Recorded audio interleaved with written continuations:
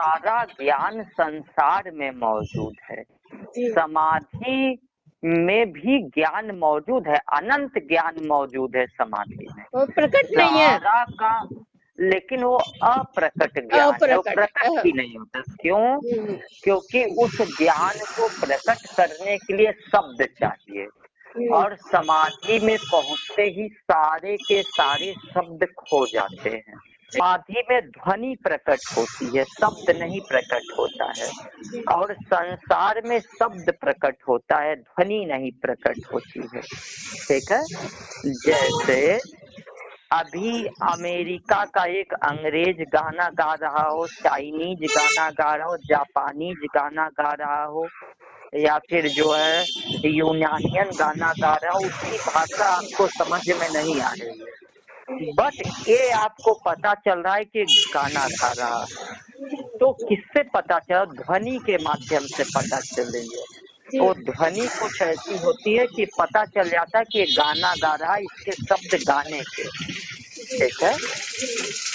तो महादेव ध्वनि है, और ध्वनि से कुछ नहीं आता है।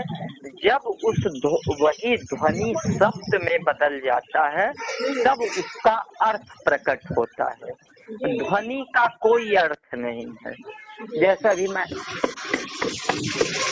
देखिए पीट रहा हूँ, इससे ध्वनि प्रकट हो रही है, इसका कोई अर्थ है क्या? नहीं है, बस शब्द का अर्थ है। तो जहाँ महादेव ध्वनि है, वहाँ महाविष्णु शब्द है। ठीक है। और जहाँ महादेव आवाज है, वही महाविष्णु अर्थ है।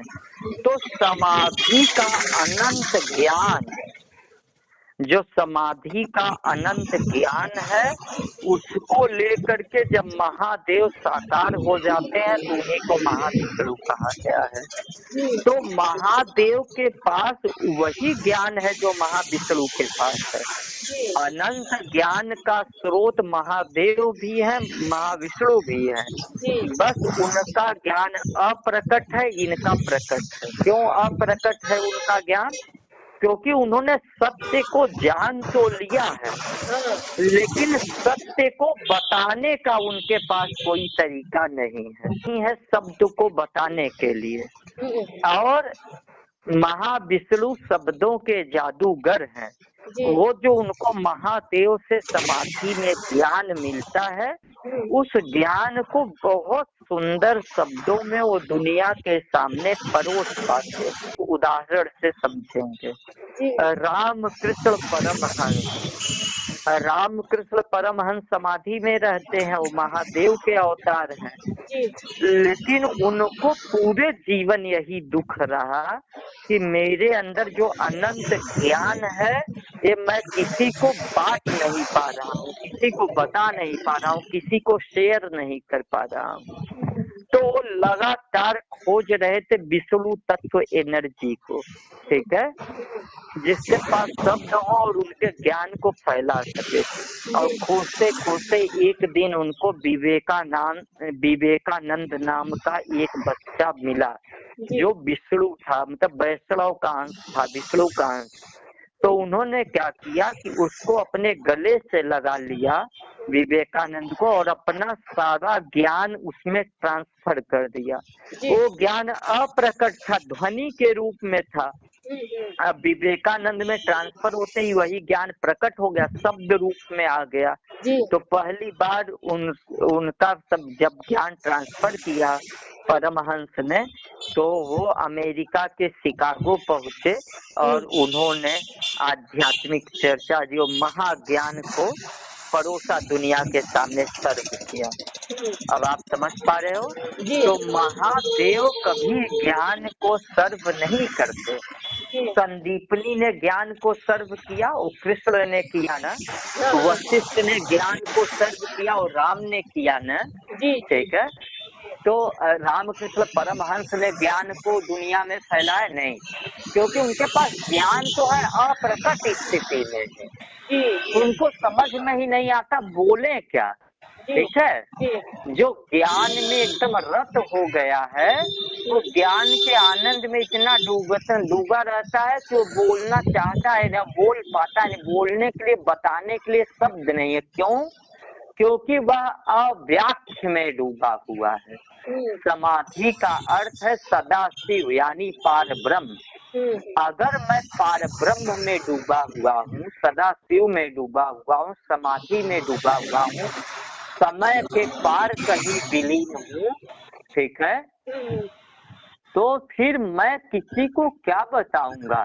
मैं बताना तो चाह रहा हूँ, लेकिन बताऊं क्या? क्योंकि मेरे भीतर जो ज्ञान प्रकट हुआ है, जो आनंद प्रकट हुआ है यूनिवर्स का, वो अव्याख्य जो है नॉलेज है। ऐसा ज्ञान जिसकी व्याख्या ही नहीं है, अनएक्सप्लेन्ड नॉलेज। फिर ये अच्छा शब्द है, अनएक्सप्लेन्ड नॉलेज, ठीक है। अव्याख्य ज्ञान, जो ज्ञान अव्याख्य है उसकी व्याख्या भी कैसे करें? महादेव ये कहते हैं कि जब मैं बोलने लगता हूँ तो मैं वह बोल ही नहीं पाता जो है। सत्य को बोलने का कोई उपाय नहीं है, क्योंकि जब भी आप सत्य को केवल महसूस किया जा सकता है। आप बोले कि पूरा का पूरा सत्य प्रकट नहीं होगा, ठीक है। बोलते ही सत्य खो जाता है, ठीक है। ऐसा होता है। तो इसीलिए कहा गया अव्याख्य कि वह अनएक्सप्लेन्ड नॉलेज है, अनएक्सप्लेन्ड हैप्पीनेस है। तो एक्सप्लेन क्या करें? वह अनुभवातीत है, उनको अनुभव ही नहीं हो रहा। वो बस उनको इतना ही वो बोल सकते हैं कि मैं किसी मस्त कंडीशन में, किसी परम आनंद में हूँ, लेकिन उनको अनुभव ही नहीं हो रहा है आनंद क्या है, किस ज्ञान का आनंद मेरे अंदर प्रविष्ट किया, उसका भी बोध नहीं हो पाता है। यानी वह अबोध ज्ञान है, विष्णु का बोध ज्ञान है, ठीक है। तो इस और वह तर्कातीत है, क्योंकि तर्क से उस आनंद को, उस सौंदर्य को, उस शांति को, उस समाधि को, उस परम आनंद की स्थिति को तर्क से भी नहीं बताया जा सकता है। और ये दुनिया तर्क को ही समझती है, लॉजिक को ही समझती है। तो अगर वो बताने की भी कोशिश करेंगे तो कुछ समझ में नहीं आएगा, ठीक है। इसलिए वो बता ही नहीं पाते। और जो कुछ भी थोड़ी बहुत महाविष्णु की शक्ति लेकर के वो बताते हैं, तो बताया गया बात उनका समझ में ही नहीं आता है ना। लेकिन जब आप महाविष्णु को एक बार सुन लेते हो, तो महाविष्णु को सुनने के बाद जब आप महादेव को सुनोगे तो सब कुछ समझ में आए। व्याख्य शक्ति की व्याख्य शक्ति है महाविष्णु। महादेव मतलब अनएक्सप्लेन्ड नॉलेज है, महाविष्णु एक्सप्लेन्ड नॉलेज है, ठीक है। उसी अनएक्सप्लेन्ड नॉलेज को जो एक्सप्लेन कर देता है उसी को महाविष्णु कहा है। तो महाविष्णु तैयार ही उनको यूनिवर्स इसी तरह से करता है कि जो समाधि का अप्रकट ज्ञान है उसको आप अपने शब्दों के माध्यम से दुनिया में प्रकट करके दुनिया को मुक्त कीजिए, बंधन से, दुख से, पीड़ा से, तनाव से। क्यों? क्योंकि ये दुनिया शब्द समझती है, ध्वनि नहीं समझती। ये दुनिया संसार की भाषा समझती, समाधि की भाषा नहीं समझती है ना। और संसार की अपनी एक भाषा है, तो उसी भाषा में व्याख्या करते हैं महाविष्णु। इसलिए उनकी व्याख्या, महाविष्णु को व्याख्या का ही भगवान कहा गया, ठीक है। वो ऐसी व्याख्या करते हैं कि आपको गहनतम ज्ञान जो कभी सोचा भी नहीं जा सकता, जिसको महादेव भी नहीं जान पाते। महादेव भी जब महाविष्णु को प्रकट कर लेते हैं तब बैठ करके समाधि बाहर आके महाविष्णु सुनते हैं तो उनको भी याद आता, अच्छा ऐसे है, अच्छा ऐसे है, अच्छा बोन मैरो इसे, अच्छा स्मृति इसे कहते हैं, अच्छा ये जगत ऐसे चल रहा है। मतलब महादेव कह रहे हैं मैं भगवान नहीं हूँ, लेकिन मैंने अपने सामने भगवान को बनते देखा। ठीक है, मैं भगवान नहीं हूँ लेकिन मैं भगवान का बाप हूँ। क्यों? क्योंकि भगवान के प्रकट होने के लिए जो भूमि तैयार होती है वो भूमि मैं ही तैयार करता हूँ। क्योंकि मैं पूर्ण गुरु हूँ, मैं महादेव हूँ, मैं सदा शिव की एनर्जी से जुड़ा हुआ हूँ। और सदा शिव की एनर्जी से जुड़े होने के कारण ग्रह नक्षत्रों को मैं अपने अनुसार परिवर्तित कर सकता हूँ। तो महाविष्णु के लायक एक ऐसे लड़के को मैं किसी गर्भ में प्रस्तुत करवाता हूँ जिसका ज्ञान, जिसका नॉलेज कुछ इस तरीके, उसके ग्रहों को ऐसा सेट करता हूँ, 9 ग्रहों को, क्योंकि ये 9 ग्रह महादेव के अधीन है, महाविष्णु के अधीन नहीं है। ध्यान दीजिएगा, क्योंकि महाविष्णु सबसे बड़े ग्रह हैं। ठीक है, लेकिन ग्रहों का सेटलमेंट करते हैं महादेव। तो ऐसा ग्रह की व्यवस्था करते हैं, जैसे जब भगवान राम को जन्म देना हुआ महादेव को, तो उच्च का सूर्य, उच्च का शनि, उनको सरयू नदी के किनारे जन्माया, जहाँ उच्च के सूर्य की दृष्टि पड़ रही है, उच्च के शनि की दृष्टि पड़ रही है, उच्च के मंगल की दृष्टि पड़ रही है, उच्च के शुक्र की दृष्टि पड़ रही है। उनके 9 ग्रहों में 7 ग्रह उच्च के हैं, एग्जॉल्टेड है। ठीक है, इसी तरीके से कृष्ण को मथुरा या वृंदावन में पैदा किया, वहां पर उस तरह के ग्रहों की एनर्जी पड़ती है। तो भगवान को उस एरिये में, उस विशेष स्थान पर पैदा किया जाता है जहां ग्रहों की सर्वाधिक शुभ एनर्जी प्रकट हो रही है। इसलिए उस जगह पर वो लड़का प्रकट होता है जिसको महाविष्णु कहते हैं। ऐसा है।